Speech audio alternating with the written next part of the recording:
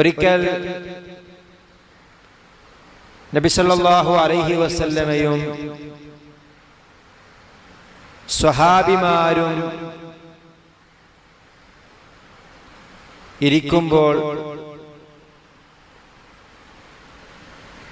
അവരുടെ അടുക്കൽ നല്ല ഉന്മേഷത്തോടുകൂടി അധ്വാനിക്കുന്ന ഒരു വ്യക്തി അതിലൂടെ കടന്നുപോയി. ആ സന്ദർഭത്തിൽ അല്ലാഹുവിന്റെ റസൂൽ സല്ലല്ലാഹു അലൈഹി വസല്ലമയുടെ സ്വഹാബത്ത് നബി സല്ലല്ലാഹു അലൈഹി വസല്ലമയോട് പറഞ്ഞു, യാ റസൂലല്ലാഹ്, അല്ലാഹുവിന്റെ ദൂതരെ, ലൗ കാന ഹാദാ ഫീ സബീലില്ലാഹ്, ഇത് അല്ലാഹുവിന്റെ മാർഗത്തിലായിരുന്നെങ്കിൽ എന്ന്. അയാളുടെ ഈ ഉന്മേഷവും ആവേശവും ഈ കഠിനാധ്വാനവുമെല്ലാം അല്ലാഹുവിന്റെ മാർഗത്തിലായിരുന്നെങ്കിൽ എന്ന് പറഞ്ഞു. ആ സന്ദർഭത്തിൽ ഫഖാല റസൂലുള്ളാഹി സ്വല്ലല്ലാഹു അലൈഹി വസല്ലം, അല്ലാഹുവിന്റെ റസൂൽ സ്വല്ലല്ലാഹു അലൈഹി വസല്ലം പറഞ്ഞു, ഇൻ കാന ഖറജ യസ്ആ അലാ വലദിഹി സിഗാറൻ ഫഹുവ ഫീ സബീലില്ലാഹ്.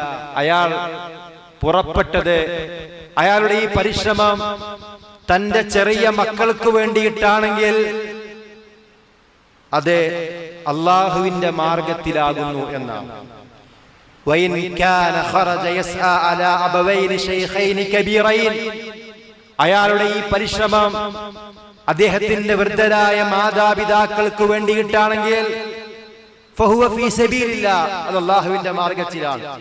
വഇൻ കാന ഖറജ യസ്ആ അലാ നഫ്സിഹി യഉഫുഹാ ഫഹുവ ഫീ സബീലില്ലാഹ്, അയാളുടെ ഈ പരിശ്രമം ആരെയും ആശ്രയിക്കാതെ അഭിമാനത്തോടുകൂടി ജീവിക്കണമെന്ന ഉദ്ദേശത്തോടു കൂടിയാണെങ്കിൽ അയാൾ ദുനിയാവിന് വേണ്ടി അധ്വാനിക്കുന്ന ഈ അധ്വാനം അത് അല്ലാഹുവിന്റെ മാർഗത്തിലാണ്. വഇൻ കാന ഖറജ യസ്ആ റിആഅൻ വമുഫാഖറ, അധ്വാനം താൻ പോരിമ നടിക്കാനും ജനങ്ങളെ കാണിക്കാനും താൻ വലിയ സമ്പന്നനാണ് എന്നൊക്കെ അറിയിക്കാനാണെങ്കിൽ ഫഹുവ ഫീ സബീലി ശൈത്താൻ, അത് ശൈത്താന്റെ മാർഗത്തിലാണ് എന്നാണ്. പ്രിയമുള്ളവരെ, അധ്വാനത്തിന് ഏറെ പ്രാധാന്യം നൽകുന്ന ദീനാണ് നമ്മുടെ ദീൻ, പരിശുദ്ധ ദീനുൽ ഇസ്ലാം. ഇസ്ലാമിക ലോകത്തെ പണ്ഡിതന്മാർ നമ്മുടെ പ്രവർത്തനങ്ങളെ രണ്ടായി തിരിച്ചിട്ടുണ്ട്. ഒന്ന് ഇബാദാത്തുകൾ, നമ്മൾ ചെയ്യുന്ന ആരാധനാ കർമ്മങ്ങൾ. രണ്ടാമത്തേത് മുആമലാത്തുകൾ, നമ്മൾ ചെയ്യുന്ന കച്ചവടവും മറ്റും ക്രയവിക്രയങ്ങൾ. ഇവിടെ ഇബാദാത്തുകൾ നമ്മൾ ചെയ്യാറുണ്ട്. അതുപോലെ തന്നെ പല രൂപത്തിലുള്ള കൊടുക്കലും വാങ്ങലും കച്ചവടവും ആ രൂപത്തിലുള്ള ഭൗതികമായ കാര്യങ്ങളും നമ്മൾ ചെയ്യാറുണ്ട്. അതിൽ പണ്ഡിതന്മാര് പറയുന്നു, അൽ അസ്ലു ഫിൽ ഇബാദ അൽ മൻഉ, ഇബാദത്തിന്റെ അസ്ല്, അതിന്റെ അടിസ്ഥാനം നിഷിദ്ധമാണ് എന്നുള്ളതാണ്. എല്ലാ ഇബാദത്തുകളും ചെയ്യാൻ പാടില്ലാത്തതാണ്, പ്രത്യേകമായി നിർദ്ദേശമുള്ളതൊഴികെ. എന്തുകൊണ്ട് നമ്മൾ വെള്ളിയാഴ്ച ജുമുഅ നമസ്കാരം 2 റക്അത്ത് നമസ്കരിക്കുന്നു എന്ന് ചോദിച്ചാൽ അങ്ങനെ ചെയ്യാൻ നമുക്ക് തെളിവുണ്ട്. എന്തുകൊണ്ട് വുദൂ ചെയ്യുമ്പോൾ നമ്മൾ തല ഒരു തവണ തടവുന്നു എന്ന് ചോദിച്ചാൽ അതിന് കൃത്യമായ തെളിവുണ്ട്. എന്തുകൊണ്ട് 7 പ്രാവശ്യം തവാഫ് ചെയ്യുന്നു എന്ന് ചോദിച്ചാൽ അതിന് നമുക്ക് തെളിവുണ്ട്.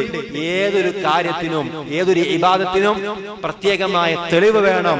അതാണ് പറഞ്ഞത് അൽ അസ്ലു ഫിൽ ഇബാദത്തി അൽ മൻഉ.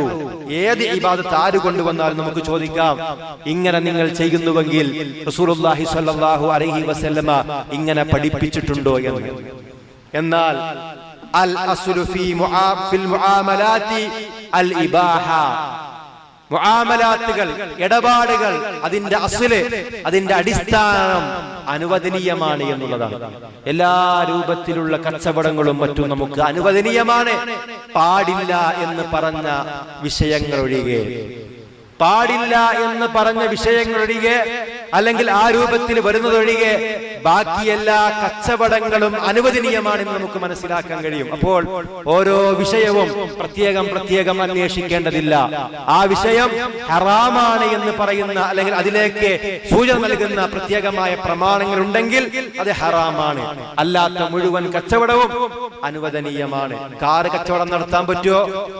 ചോദിക്കേണ്ടതില്ല. കാരണം അനുവദനീയമാണ്. കാരണം ആ വിഷയത്തിൽ പ്രത്യേകമായ നിരോധനമില്ല.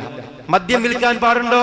പാടില്ല. കാരണം മദ്യം ഹറാമാണ് എന്ന രൂപത്തിലുള്ള ഒരുപാട് തെളിവുകൾ, അതിന്റെ കച്ചവടമടക്കം അനുവദനീയമല്ല എന്ന രൂപത്തിലുള്ള തെളിവുകൾ കാണാൻ കഴിയും. അതുപോലെ തന്നെ ഹറാമായ കാര്യങ്ങൾ അത് കച്ചവടം ചെയ്യലും ഹറാമാണ്. ചുരുക്കത്തിൽ കച്ചവടത്തിന്റെ വിശാലമായ ഒരു ലോകം അല്ലാഹു സുബ്ഹാനഹു വ തആല നമുക്ക് മുമ്പിൽ അനുവദനീയമാക്കിയിട്ടുണ്ട് എന്നാണ്. അതുകൊണ്ട് തന്നെ അധ്വാനത്തിന് വലിയ പ്രാധാന്യമുണ്ട്.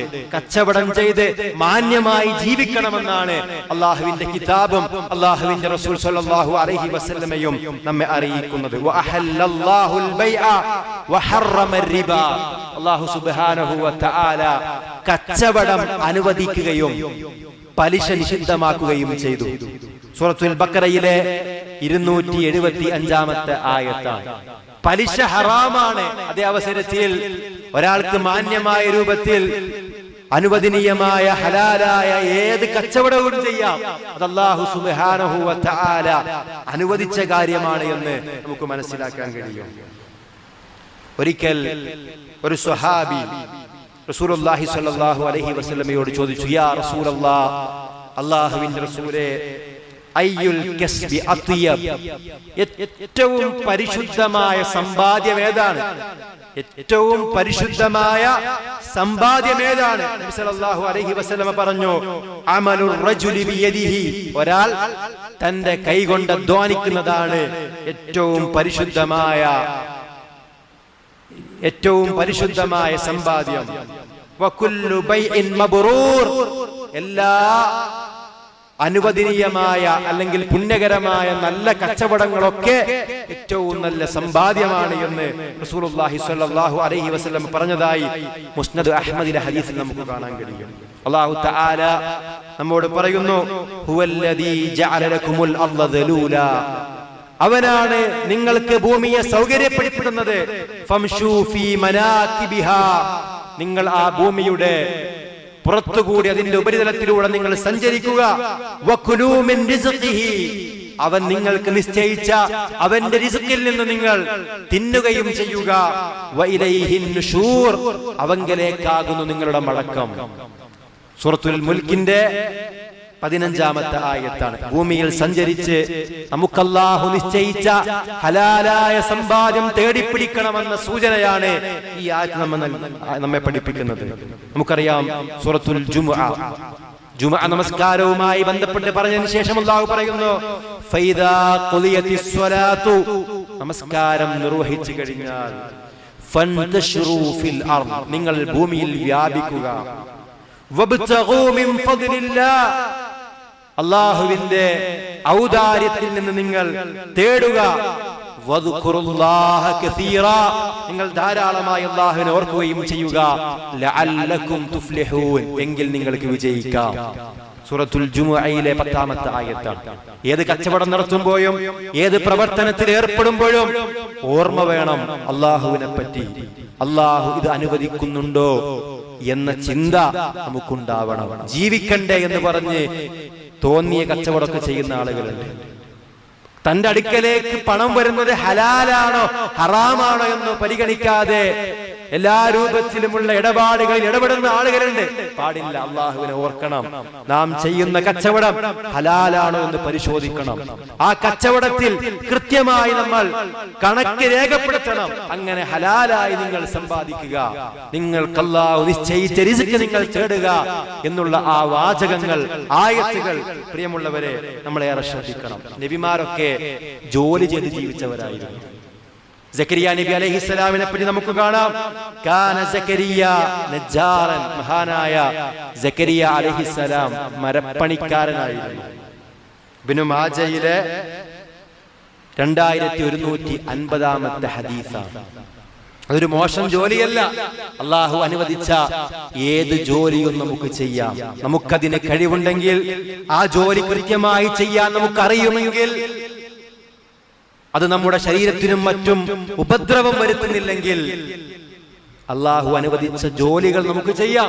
സക്കരിയ അലൈഹിസ്സലാം മരപ്പണിക്കാരനായിരുന്നു. മഹാനായ റസൂലുള്ളാഹി സ്വല്ലല്ലാഹു അലൈഹി വസല്ലം പറയാണ്, മാ അക്കല അഹദുൻ തുആമൻ ഖത്തു, ആരും ഒരു ഭക്ഷണവും തീരെ കഴിച്ചിട്ടില്ല, ഖൈറൻ മിൻ അൻ യഅകുല മിൻ അമലി യദിഹി, സ്വന്തം കൈകൊണ്ട് അധ്വാനിച്ച സമ്പാദ്യത്തേക്കാൾ.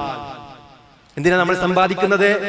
നമുക്ക് ഹലാലായ ഭക്ഷണം കഴിക്കാൻ, നമ്മുടെ കുടുംബത്തെ പോറ്റാൻ, മറ്റുള്ളവർക്ക് നമുക്ക് സ്വതക്ക നൽകുവാൻ, ദീനിയായ കാര്യങ്ങൾക്ക് വേണ്ടി ചെലവഴിക്കുവാൻ, മറ്റുള്ളവരുടെ മുമ്പിൽ പോയി കൈനീട്ടാതെ അഭിമാനത്തോടുകൂടി ജീവിക്കാൻ നമ്മൾ സമ്പാദിക്കുന്നുവെങ്കിൽ അതാണ് ഏറ്റവും ഉത്തമമായ സമ്പാദ്യം.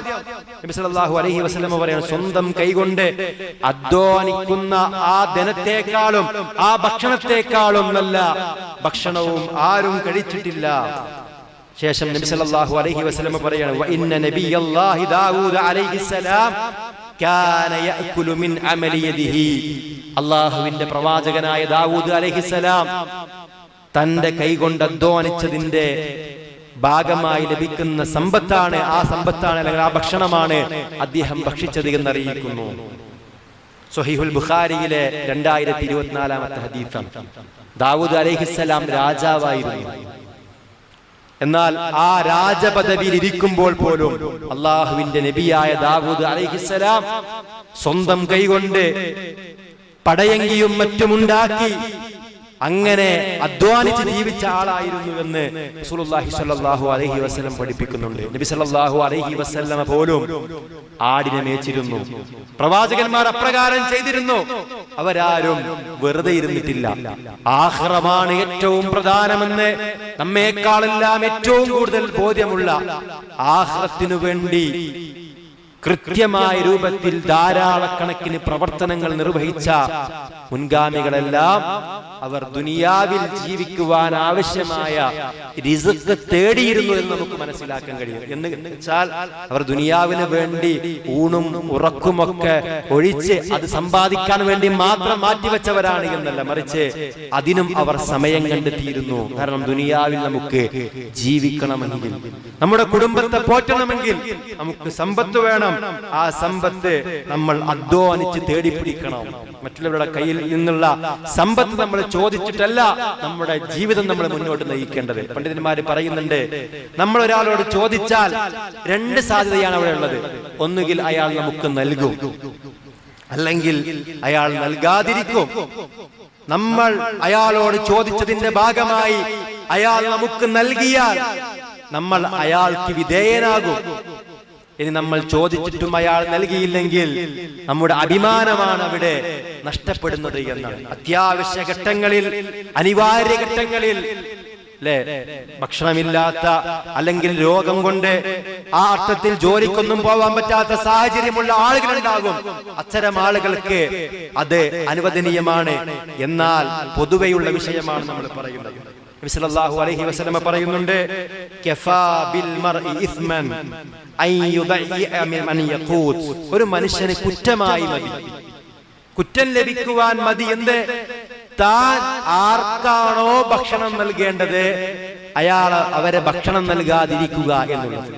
നമ്മുടെ ചെലവിന് കൊടുക്കേണ്ട ആളുകൾക്ക് ചെലവിന് കൊടുക്കാതിരിക്കൽ തന്നെ മതി ഒരു മനുഷ്യന് കുറ്റകരമായി എന്നാണ് സുനൻ അബീ ദാവൂദിലെ 1692 ഹദീസ്. അതുകൊണ്ട് പ്രിയമുള്ളവരെ, സമ്പാദിക്കുക എന്നത് അള്ളാഹുവിന്റെ മാർഗത്തിൽ പരലോകം ലക്ഷ്യമാക്കി പ്രവർത്തിക്കുന്നതോടൊപ്പം ദുനിയാവിൽ നമ്മൾ അധ്വാനിക്കുമ്പോ അതിനും റബ്ബ് പ്രതിഫലം നൽകുമെന്ന ഉദ്ദേശത്തോടു കൂടി നമ്മൾ പ്രവർത്തിക്കുന്നുവെങ്കിൽ നമുക്കതിനുള്ള പ്രതിഫലം കിട്ടും. ഉദ്ദേശം ശരിയാവാതെ ജനങ്ങളുടെ തൃപ്തി ആഗ്രഹിച്ചുകൊണ്ട് നമ്മൾ ഇബാദാത്തുകൾ ചെയ്താൽ പോലും അതിന് പ്രതിഫലം ലഭിക്കില്ലെന്ന് മാത്രമല്ല, അതിന് കുറ്റാണ് ലഭിക്കുക. ഒരാൾ നമസ്കരിക്കുന്നു, എന്തിനാ? ജനങ്ങൾക്കിടയിൽ നല്ല നമസ്കാരക്കാരനായി അറിയപ്പെടാനാണെങ്കിൽ ആ നമസ്കാരത്തിന് അയാൾക്ക് പ്രതിഫലം കിട്ടില്ലെന്ന് മാത്രമല്ല, ശിക്ഷയായിരിക്കും ലഭിക്കുക. എന്നാൽ ഒരാൾ ഭൗതികമായ ഭക്ഷണം കഴിക്കലോ ഉറങ്ങലോ യാത്ര ചെയ്യലോ അത്തരം കാര്യങ്ങൾ പോലും കൃത്യമായി അല്ലാഹുവിന്റെ വജ്ഹ് ആഗ്രഹിച്ചുകൊണ്ട് പ്രവർത്തിക്കുന്നുവെങ്കിൽ അതിന് പോലും പ്രതിഫലം ലഭിക്കുമെന്ന് നമുക്ക് മനസ്സിലാക്കാൻ കഴിയും. അല്ലാഹു തആല നമ്മെ സഹായിക്കുമാറാവട്ടെ. അധ്വാനിക്കുന്നതിന്റെ അല്ലെങ്കിൽ ജോലി ചെയ്യുന്നതിന്റെ അല്ലെങ്കിൽ മാന്യമായ കച്ചവടം നടത്തുന്നതിന്റെ മഹത്വമാണ് നമ്മൾ പറഞ്ഞത്. മറ്റുള്ള പുറത്തുള്ള ആളുകൾക്ക് നമ്മൾ സ്വതക്ക ചെയ്യുന്നത് മാത്രമല്ല പ്രതിഫലമുള്ളത്, മറിച്ച് നമ്മുടെ മാതാപിതാക്കൾക്ക്, നമ്മുടെ ഭാര്യക്ക്, നമ്മുടെ മക്കൾക്ക് ഒക്കെയും നമ്മളെ സമ്പത്ത് ചെലവഴിക്കുമ്പോൾ അത് നമ്മുടെ ബാധ്യതയാണെങ്കിൽ പോലും നമ്മളത് നിർവഹിക്കുമ്പോൾ നമുക്കും അതിന് വലിയ പ്രതിഫലം ലഭിക്കുമെന്ന തിരിച്ചറിവ് നമുക്കുണ്ടാകും. ജോലി നഷ്ടപ്പെട്ട് പ്രയാസപ്പെടുന്ന ആളുകളാണ് ഒരുപാട് ആളുകൾ. പ്രത്യേകിച്ച് ഈ കോവിഡിന്റെ പ്രതിസന്ധിയിൽ അവരുടെ പറയാനുള്ളത്, നമ്മൾ ജോലി അന്വേഷിക്കുക, അള്ളാഹുവിനോട് പ്രാർത്ഥിച്ച് അവനിൽ ബരമേൽപ്പിച്ച് ജോലി അന്വേഷിക്കുക. നബി സല്ലല്ലാഹു അലൈഹി വസല്ലം പറഞ്ഞത്, നിങ്ങൾ അള്ളാഹുവിൽ തവക്കുലാക്കേണ്ട മുറപ്രകാരം തവക്കുലാക്കുകയാണെങ്കിൽ പക്ഷികൾക്ക് റിസ്ക് നൽകുന്നത് പോലെ അള്ളാഹു നിങ്ങൾക്ക് റിസ്ക് നൽകും. ശേഷം നബി സല്ലല്ലാഹു അലൈഹി വസല്ലം പറഞ്ഞ വാചകം ഏറെ ശ്രദ്ധേയമാണ്. ആ പക്ഷി ഒട്ടിയ വയറുമായിട്ടാണ് കൂട്ടിൽ നിന്ന് പുറത്തേക്ക് പോകുന്നത്, പക്ഷേ അത് വയറ് നിറച്ചുകൊണ്ടാണ് തിരിച്ചു വരുന്നത് എന്നാണ്. പക്ഷി വീട്ടിലിരിക്കുന്നില്ല, പക്ഷി തന്റെ കൂട്ടിലിരിക്കുന്നില്ല, മറിച്ച് അത് പരിശ്രമിക്കുന്നുണ്ട്, പുറത്ത് അന്നം തേടി പോകുന്നുണ്ട്. അതുപോലെ തന്നെ നമുക്ക് സാധ്യമാകുന്ന രൂപത്തിൽ ഹലാലായ ജോലികൾ അള്ളാഹുവിൽ തവക്കുലാക്കി അന്വേഷിക്കുക എന്നത് വളരെ പ്രധാനമാണ് എന്ന് നമ്മൾ മനസ്സിലാക്കണം. അതുപോലെ തന്നെ നബി സല്ലല്ലാഹു അലൈഹി വസല്ലമയുടെ ഒരു ഗുണമായി ആയിഷ റളിയല്ലാഹു അൻഹ പറയുന്ന ഒരു വാചകമുണ്ട്. ആയിഷ റളിയല്ലാഹു അൻഹയോട് ചോദിക്കുന്നുണ്ട്, മാ കാന നബിയു സല്ലല്ലാഹു അലൈഹി വസല്ലമ യസ്നഉ ഫീ ബൈതിഹി. നബി സല്ലല്ലാഹു അലൈഹി വസല്ലമ തന്റെ വീട്ടിൽ എന്തായിരുന്നു ചെയ്തിരുന്നത്? ഖാലത്, ആയിഷ റളിയല്ലാഹു അൻഹ പറഞ്ഞു, കാന യകൂനു ഫീ മിഹ്നതി അഹ്ലിഹി. നബി സല്ലല്ലാഹു അലൈഹി വസല്ലമ തന്റെ കുടുംബത്തെ സഹായിക്കുമായിരുന്നു. ഫീ ഖിദ്മതി അഹ്ലിഹി എന്നാണ് അർത്ഥം. തന്റെ ഭാര്യമാരെയും മറ്റും നബി സല്ലല്ലാഹു അലൈഹി വസല്ലം അവരുടെ ജോലിയിൽ ഹെൽപ്പ് ചെയ്യാറുണ്ടായിരുന്നു, സഹായിക്കാറുണ്ടായിരുന്നു. എന്നാൽ ഫൈദാ ഹദറത്തിസ് സ്വലാത്തു ഖറജ ഇല സ്വലാത്ത്, ബാങ്ക് കൊടുത്തിട്ടും സഹായിച്ചോടെ ഇരിക്കല്ല. ഫൈദാ ഹദറത്തിസ് സ്വലാത്തു, നമസ്കാരത്തിന്റെ സമയമായാൽ നബി സല്ലല്ലാഹു അലൈഹി വസല്ലമ പള്ളിയിലേക്ക് പോകും, നമസ്കാരത്തിൽ വേണ്ടി ഹാദിറാകുമെന്നാണ്. നമ്മൾ മനസ്സിലാക്കണം, ദുനിയാവിന്റെ കാര്യം ശ്രദ്ധിക്കുന്നുണ്ട്, പരലോകമാണ് ഏറ്റവും പ്രധാനം, അതിന് നമ്മൾ കൂടുതൽ പ്രാധാന്യവും നൽകേണ്ടതുണ്ട്. ഞാൻ ഉദ്ധരിച്ച ഹദീസ് സ്വഹീഹുൽ ബുഖാരിയിലെ 676-ാമത്തെ ഹദീസാണ്. വീട്ടിലെ സ്ത്രീകൾ അവർ ചെയ്യുന്ന ജോലികൾക്ക് നിയ്യത്ത് നന്നായാൽ, അവർ രാവിലെ എണീറ്റത് മുതൽ ഉറങ്ങുന്നത് വരെ അവർ വീട്ടിൽ ചെയ്യുന്ന ജോലികൾക്ക് അതിന് പ്രതിഫലമുണ്ട്. അതുപോലെ തന്നെ നമ്മൾ സഹായിക്കുമ്പോൾ നമുക്കും അതിന്റെ പ്രതിഫലം കിട്ടും. നമ്മുടെ കുടുംബത്തിന് വേണ്ടി നമ്മൾ അധ്വാനിക്കുന്നുണ്ടെങ്കിൽ അതിനൊക്കെ നിയ്യത്ത് ശരിയാണെങ്കിൽ നമുക്കതിനൊക്കെ വലിയ പ്രതിഫലമുണ്ട് എന്ന് മനസ്സിലാക്കുക. അല്ലാഹു സുബ്ഹാനഹു വ തആല നമ്മെ അനുഗ്രഹിക്കുമാറാവട്ടെ.